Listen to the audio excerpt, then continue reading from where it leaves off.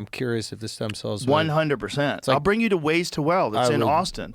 Listen, man, they've healed so many people that I'm friends with. I had a so scapular, many guys that I know. like minimal scapular movement. I think that was the issue. So I was making up for the fact that my scapula doesn't move that much with just stretching out the muscles around it. Does that make sense? So like, I guess that the scapula is this bone here. The scapula is the one that kind of like hangs off. Yeah, and like that's supposed to move up with your arm when you extend it, and it was staying there, but I was still moving my arm.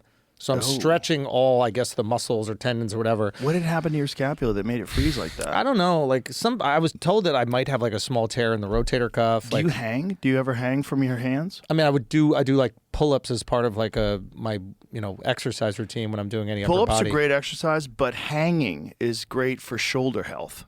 So what I do every day for at least a minute, usually more. I usually do like a couple of sets of hangs before I do anything. But like, I'll do my warm-ups with like push-ups and bodyweight squats, and then what I do is I chalk up my hands and I grab a hold of the bar and I just hang. And I just try, and I feel my back popping, like it decompresses your back because your spine, like the weight of your hips and your legs is pulling on your spine for the first time. Normally, life is pushing down on you. Gravity, the weight of your body is pushing down. Wow, and now you're using gravity to pull it all out. Yes. So I do that. I hang that way. And then I also do that Dex. We have a machine out there.